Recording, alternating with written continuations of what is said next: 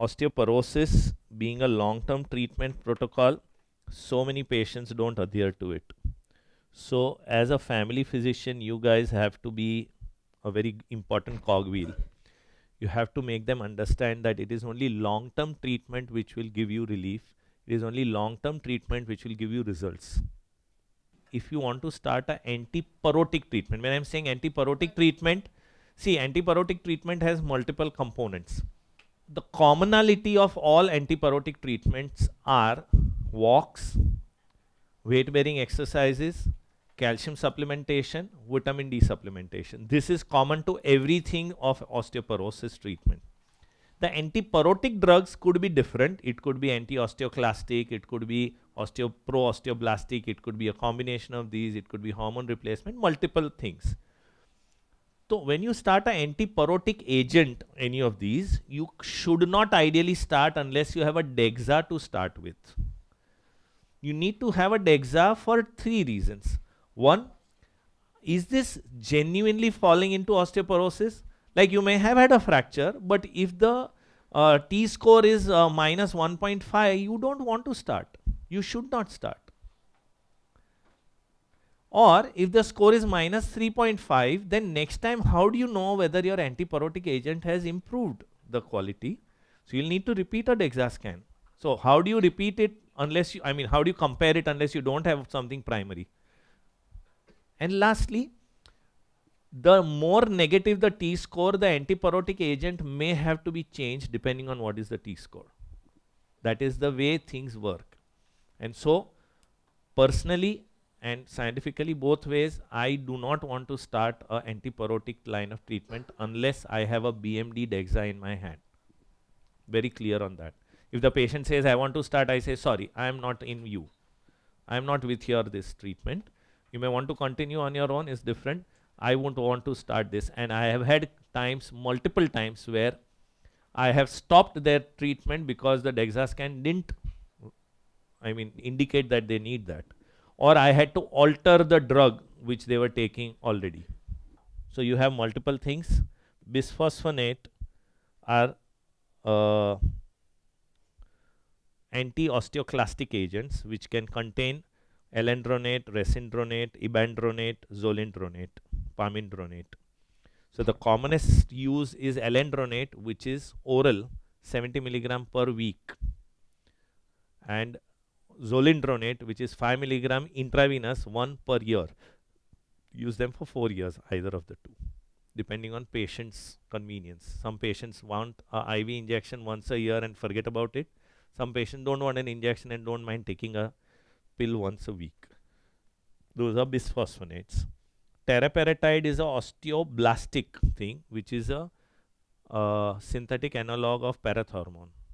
That has to be used in patients who are having T-scores more negative than minus 3.5, or who have major bone fracture which is not healing with osteoporosis. And these are all different things. Now these days we have got rank L inhibitors available. These are denosumab. Denosumab is anti-osteoclastic plus mild pro-osteoblastic, and this is 60 milligram subcutaneously once only 6 months, and it can be given up to 10 years.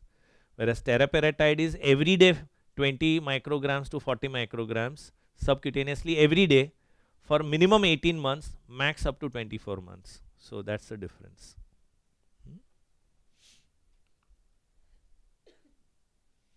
Calcitonin as a nasal spray is used for its so-called bone pain reduction, bone pain analgesia.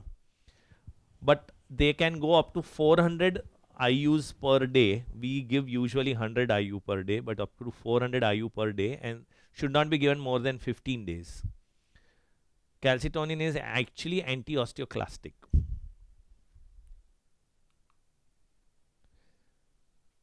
Teriparatide, as I said, it has to be more severe BMD, and it has to be used for 2 years. And you should not combine it with anti-resorptive. and PTH levels if high and vitamin D levels if low, before starting teriparatide, it's a contraindication. So before you start a teriparatide injection, if your patient has started, please get a PTH and vitamin D levels done. If the vitamin D level is low and if the PTH level is high, it's a contraindication for teriparatide. Same way for a bisphosphonate, if the creatinine is high, contraindication. If the vitamin D is low and the calcium is low, again a contraindication. Replete the system with vitamin D and B12 and then only start this. As family physicians, it's very important that you know this. With the market driven forces these days, a lot of patients are put on a lot of things. ये वही elendronate, ibandronate, risendronate, zolindronate. Frozen bone phenomenon or atypical fractures caused by bisphosphonates is on the rise because bisphosphonates have now been in the market for many years and a lot of people have used it more than 4 years. Previously there was no data, so people didn't know. Then orthopedic surgeons started realizing that they are treating fractures where the patients were already on bisphosphonates, they develop a fracture and that fracture never heals. That's because the osteoclast, now go back to that cycle that I was talking about. Bone formation, bone resorption, stimulates bone formation, stimulates bone resorption, that cycle goes on. So now we have created a block on the bone resorption. So the block is so much that now the osteoblasts just don't stimulate themselves. So it's like a frozen bone. Understand what I'm saying? There was a cycle going on, you blocked the osteoclasis.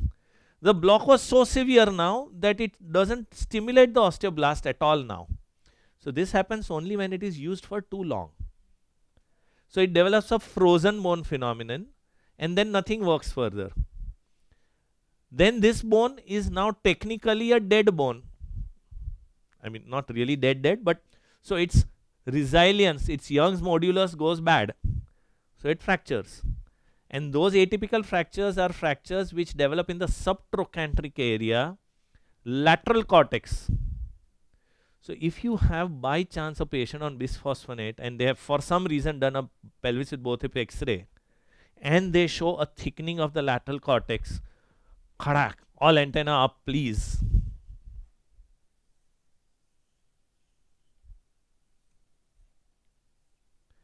They will develop a thickening over here in this lateral cortex in the subtrochanteric area and you may find a small lytic line just starting. If you find this, it is frozen bone phenomenon just happening. Please stop all bisphosphonates, whatever they are taking. Get a proper X-ray done, get further investigations, and if you find that to be true, the patient has to be protected because if they fracture that, the healing of that takes a very long time. And then you may have to start teriparatide in them for the osteoblastic activity to be stimulated. But these are rare. It's not that all bisphosphonates will do this. It's that you got to be attentive enough to pick these up, is the point taken. Bisphosphonates are exceedingly super drugs for as a treatment of osteoporosis. There's no doubt on that. They are one of the best things available till date. Teriparatide is good, but it has limited role.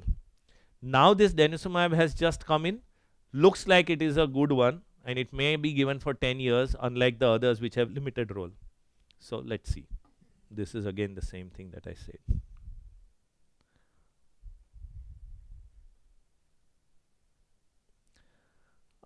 Forget this. Again, not much.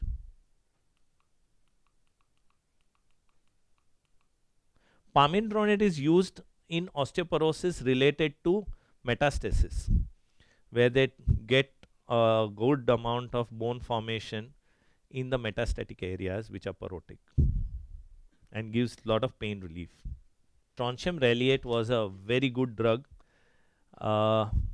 It had osteoblastic and anti-osteoclastic activity, but these days it's not available. But this was a drug which we used to use every single day and it used to be available as a powder form. And it was a good supportive measure for antipyrotic drugs like bisphosphonates. Calcium supplements are of different thing: coral calcium, calcium phosphate, calcium lactate, dolomite, bone meal, oyster calcium, calcium citrate, calcium carbonate. Each have different varieties of, but 1300 milligram for adolescent, 1000 milligram for young and middle age, 1200 milligram for adults above 50 is what you give.